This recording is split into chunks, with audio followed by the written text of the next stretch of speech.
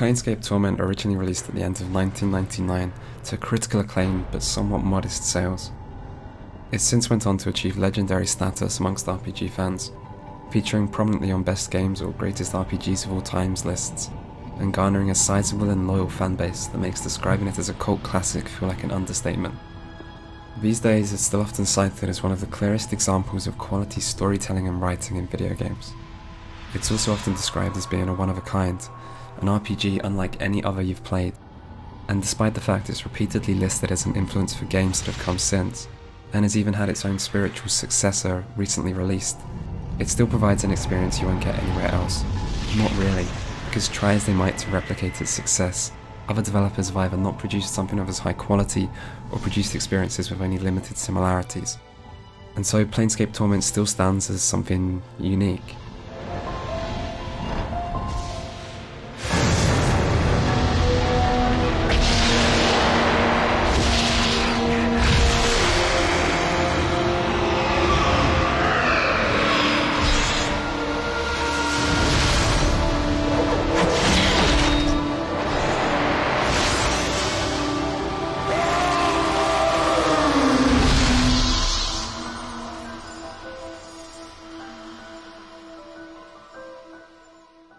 So, what makes it so great, so special, and so beloved all these years later? Well, I hope to provide an answer to that, but before that let me clarify a few things. All footage you'll see is from the Enhanced Edition. I'd hoped to use the original version with the widescreen and UI mods, as that's the version I and I guess most other people are familiar with anyway, but it gave me problems with capturing game footage. Still, the Enhanced Edition's decent. Unlike with earlier Enhanced Editions, Beamdog didn't attempt to modernise any dialogue or add their own content this time, and so you can still get the same authentic experience, which is a good thing as this version's the only one available to buy now. I was a little disappointed with how many crashes, bugs, and how much unexplained slowdown I encountered, but looking around at other people's experiences with the Enhanced Edition suggests I'm in the minority. I also appreciate how new additions to the game are often labelled as such, and can be turned off in the options menu. Goodbye weird black outlines that I guess must appeal to some people's tastes more than others. I do wish the feature of tab highlighting was also included under the options and labelled as a new feature. I completely understand why people want this feature. It's convenient and it'll improve the experience for many people. I just wish new players would also get some kind of warning that it is a new feature, and it's not how the game was designed to be played. In general, it makes finding items far easier, which for some could make the game less rewarding, and also has a few weird interactions with quests, like learning about Griss's treasure stash in the buried village hours after looting it on your first walk through the area. I'll also be doing my best to make both the footage and what I say spoiler free, at least up until the end of the video where there'll be advanced warning. This is a story that you really don't want to spoil if you ever intend to play the game. And finally, before moving on to the good, I guess we have to at least acknowledge the bad. The first of which you've likely noticed by now. This game is ugly. I don't think the game was particularly good looking even back in its day, but much like our scarred, nameless protagonist, the years haven't exactly been kind to it. Sigil does have its own unique feel, that in some ways works with the ugliness to make it a memorable setting. But god, there is a lot of brown and grey in this game that makes it visually unappealing in ways beyond just looking dated. I don't think it helps that most of what colour there is on your screen comes in the form of rainbow-style character portraits and health bars that would probably look out of place in most games. Still, the game can be visually interesting, even if it's never good looking, and the style of the visuals helps create a certain atmosphere that does fit the tone of the story. Apart from visuals, the next most obvious flaw is the combat. It's not so much bad as it is just boring. Even if you like real-time with pause combat, there isn't much in this game to interest you. You don't have much customization of classes or builds, fights are tactically pretty shallow, there isn't a whole lot of fun loot to acquire, and party members have a fairly limited selection of equipment anyway. That said, combat is rarely frustrating. This is not a punishing game. You'll get the ability to raise dead party members before you leave the first dungeon, something which is a pretty big deal within the D&D rule set. And the main character is immortal. His immortality is pretty important to the story, but it also means when you die you'll get back up again, somewhere nearby with no real penalty. Sometimes death can even lead you somewhere interesting. So even if combat can be boring, it shouldn't detract from the experience too much. And there isn't too much of it. This is a text-heavy game where most of your time will be spent in dialogue, reading. There's advantages and disadvantages of being so text-heavy, but it is what the game is. Spending hour upon hour reading text isn't for everyone.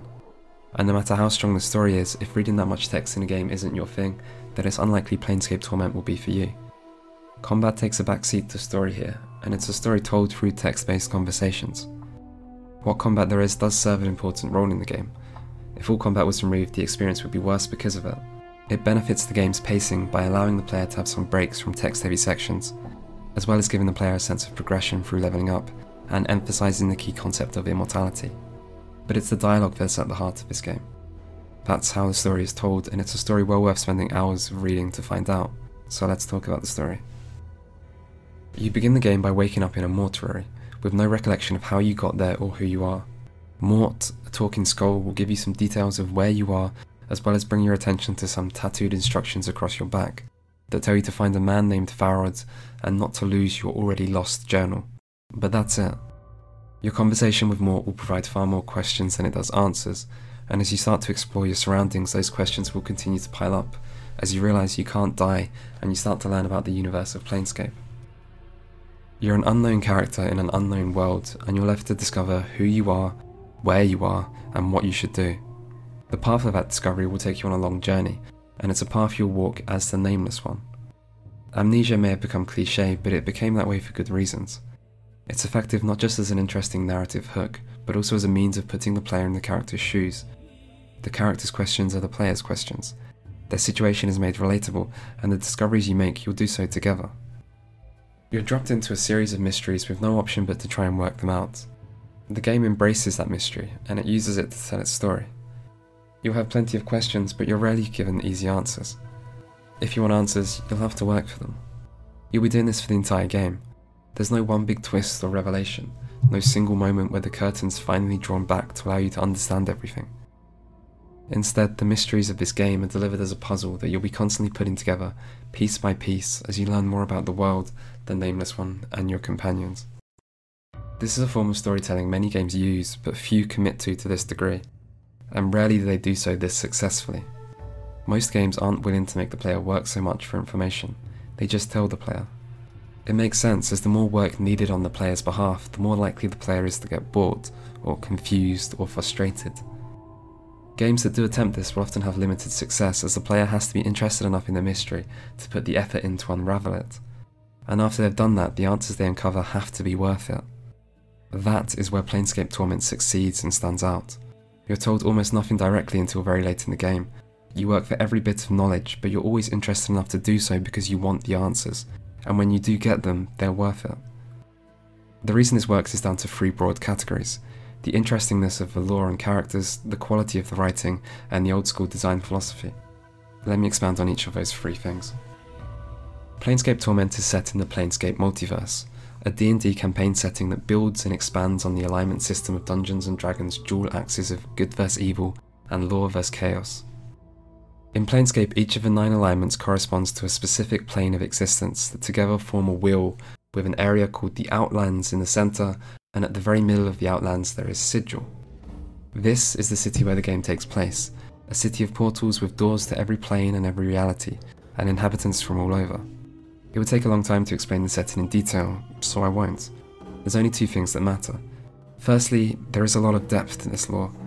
As it's an established universe, there's a huge amount of information for the game to draw on. The lore can almost feel endless. If you want someone to explain a bit about the planes to you in-game, you can find Kandrian the Planeswalker in the Smouldering Corpse Bar, who will happily explain the planes and their differences. But if you want to hear everything he has to say, be prepared to stay a while, and if you want to understand it all, be prepared to reread some of it. And personally, I'd recommend looking at some images on Google as well.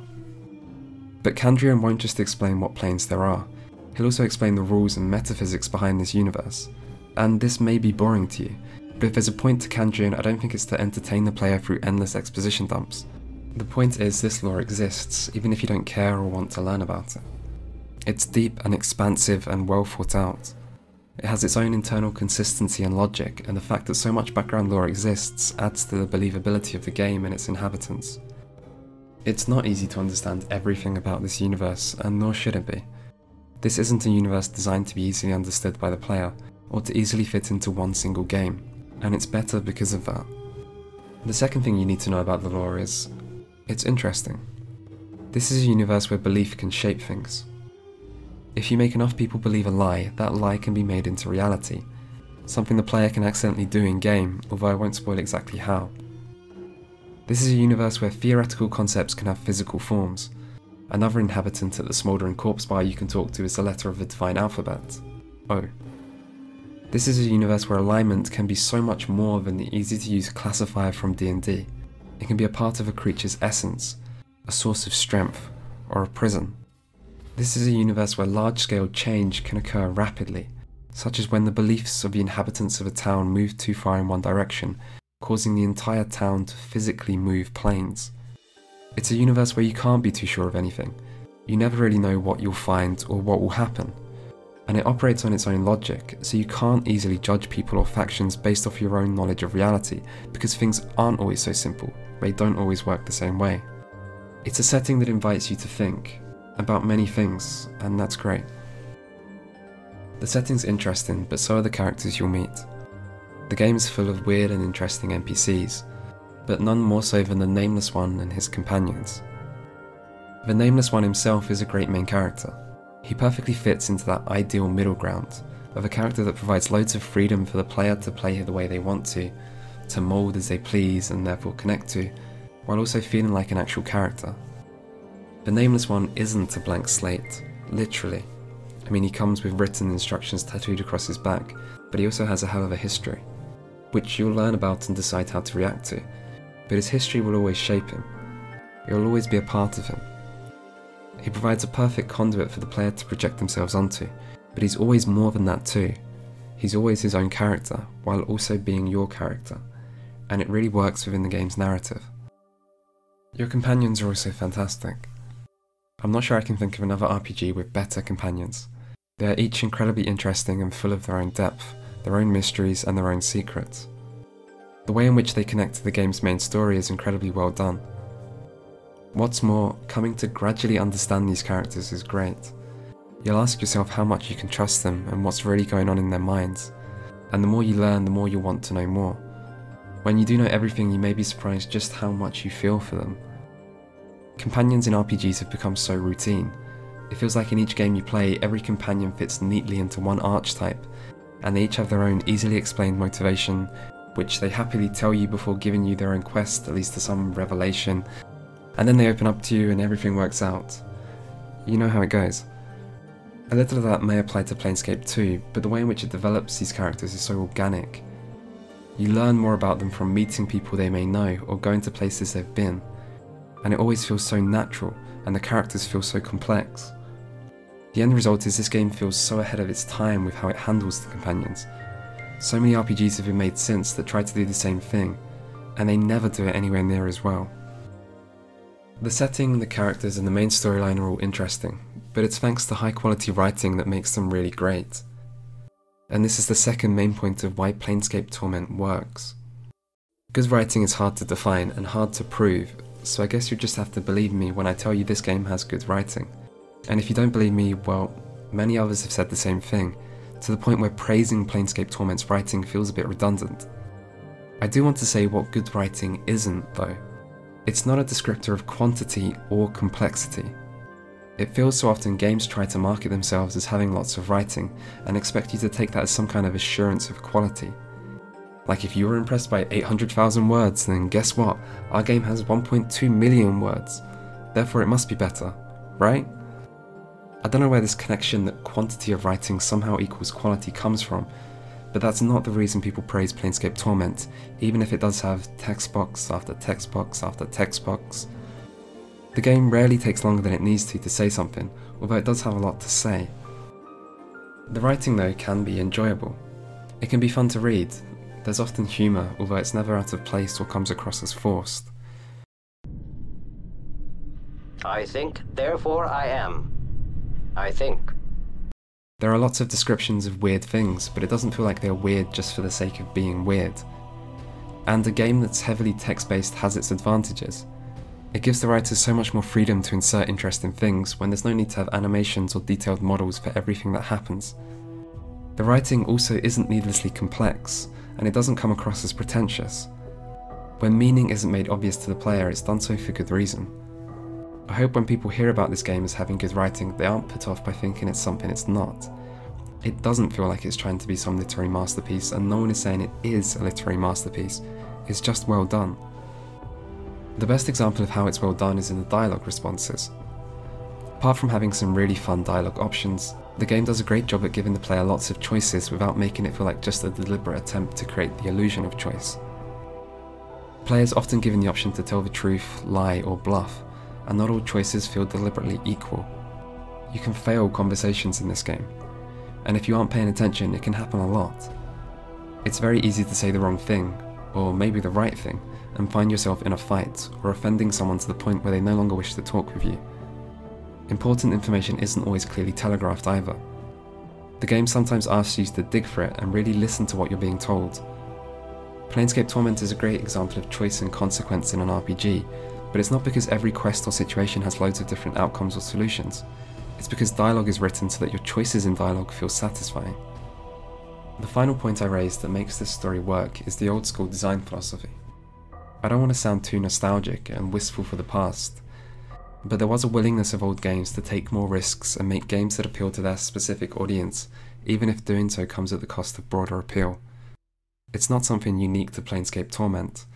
It's true of many older games, and it's hard not to feel something has been lost when comparing them to the modern mainstream gaming market. Planescape Torment doesn't hold your hand, ever. You have a useful journal that gets updated, but rarely will it tell you exactly what to do and where to go. If you want that information, you'll have to listen and think about the information you're given. This is important because a story based on mystery just can't work as well if everything is handed to the player. The story needs you to have to work to figure it out, and that's something modern games are so reluctant to do. Also, not everything in this game's world has a point. You can meet named NPCs that give no quests, no relevant information, and have no purpose other than being someone to talk to, and there are plenty of these.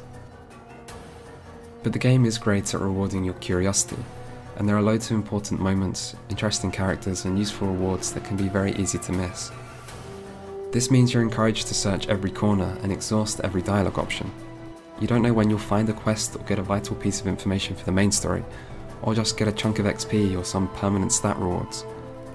As a result, exploring the world never feels pointless because you really don't know what you'll find or where you'll find it. Things aren't clearly labelled or designed for you to not miss them, and so you might miss out on something. And if you don't follow some guide, you'll miss out on plenty of things, because there's just too many secrets here for you to find them all. And that's great, it's how it should be. It adds to the realism and immersion while also making the things you do find feel so much more deserved and rewarding. Modern games are so hesitant to do this. Everything in them has to have an easily understandable purpose, and all important things should be easy to find. God forbid the player misses out on some content the devs have made. I mean, in Skyrim, one of the most hyped new features was the creation of a system where quest givers would seek you out. Quests literally came to you. Nostalgic I might be, but something has changed, and if you play a game like Planescape Torment, you'll see what I mean. Modern games may have gained all sorts of things, but something was lost too. All of the factors mentioned work together to make this game something great, something special. But in a continued attempt to spoil as little as possible, let me take some examples just from the first dungeon in the game to illustrate what I've been saying. From the very first line of the game, you're given information that requires contextual knowledge to understand. Hey, Chief, you okay? You playing corpse or you putting the blinds on the dusties? I thought you were a deader for sure. You'll soon find out that Dusties is referring to the Dustmen, the faction that inhabit the mortuary. They are the ones responsible for the raised zombies, and they believe everyone should die and try to achieve true death. From this you may be thinking the group is clearly evil. I mean, they sound like a crazed death cult. Maybe you think they'll be one of the main antagonists. But as you move just a couple of rooms you get a chance to speak with one of their members, Dahl, and you'll get the opportunity to learn more about them, making you realise they are far from some simple caricature of evil. There is a deep philosophy behind their movement, one that's about finding peace in a rarely peaceful universe, and that relies on metaphysical concepts like the anchoring effect of passion and suffering. And you can't just write them off as crazy because it relies on the logic of the Planescape universe. What we know of our reality maybe can't be so easily applied here. You can't easily judge them as right or wrong, or good or evil, and they're more than just an ideology as well. They serve a utilitarian function within the city of Sigil. As with most things you'll encounter, there's depth to the Dustman if you're willing to look for it. The Mortuary is great at showing off the game's writing too. The descriptions of zombies are interesting, and Mort has a lot of witty comments to make that add humour without detracting from the tone of the scene. Dahl knows more about you than he's willing to tell you, leaving you to puzzle out what meaning you can from his cryptic comments. It's an engaging and interesting introduction to the world. And then there's the level design. This area is full of secrets to discover. You can interact with a lot of zombies in different ways, which leads you to gaining items from them, including taking the arm off one to get a new weapon, as well as finding messages, puzzles, or even hints of your past too. Maybe you'll get bored of speaking to zombies before you leave the first level of the Mortuary, but if you keep speaking to them, then your curiosity will be rewarded, as the final zombie you find might surprise you. He's not a zombie.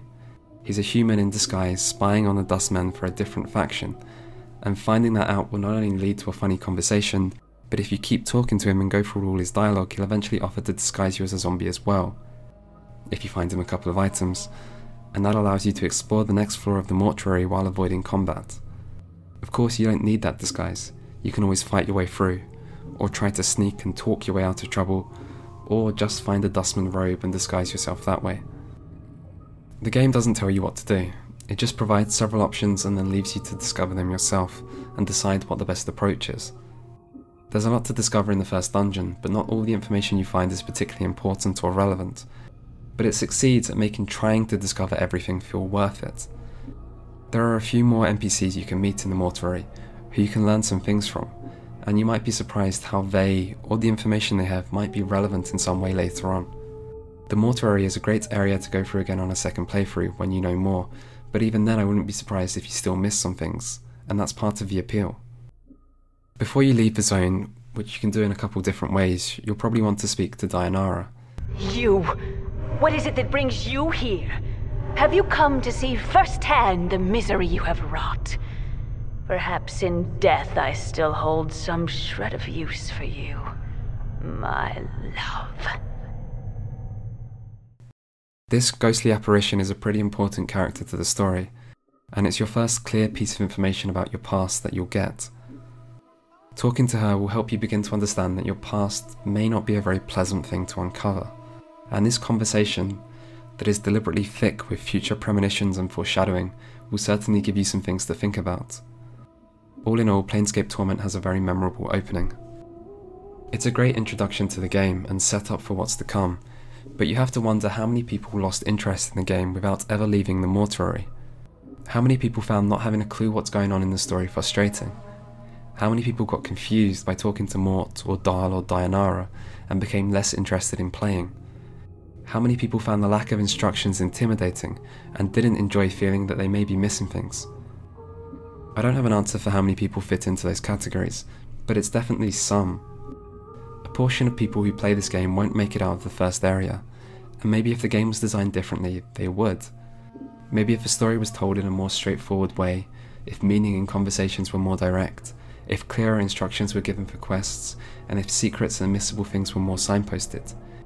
Maybe if the game did all that, more people would continue playing. Maybe doing so is a smart business decision to broaden the game's appeal. Maybe modern developers wouldn't want to take such risks that people could be put off or uninterested before the game ever really gets going. But not Planescape Torment. This game is what it is. There's something about it that's uncompromising. It wants to tell its story its way. If that means it's not for everyone, then so be it. This isn't a game that's made for everyone, and it's all the better for it. Looking back at its legacy now is a strange thing. This game didn't sell all that well, and the Planescape universe has almost been abandoned.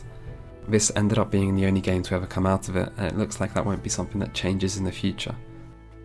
This game has, and continues to receive so much praise though. It is and always will be one of the most beloved RPGs ever made. As for its legacy on other games, it's hard to judge. So many developers have cited it as an influence, and several games have really tried to replicate it. How successfully they've done this is a pretty contentious topic that I won't go into. For me though, I think now more than ever, amidst the renaissance of CRPGs and the continued mainstream growth of big budget RPGs, the distance between old RPGs and modern ones feels more noticeable than ever. That's not necessarily a bad thing, but I think it does make a game like Planescape Torment feel even more special. It's a game you have to respect even if you don't enjoy it. It is a one-of-a-kind experience, and I'm sure people will keep talking about it for years to come because it deserves to be talked about. This video is intended to answer the question of why Planescape Torment is talked about with such reverence still, all these years later. It's primarily meant to answer that question for people who maybe haven't played it, but I'd be remiss to make a video answering that question without mentioning what I think is the game's greatest moment, as not only is it great, but it also provides a good example to show many of the points I've raised.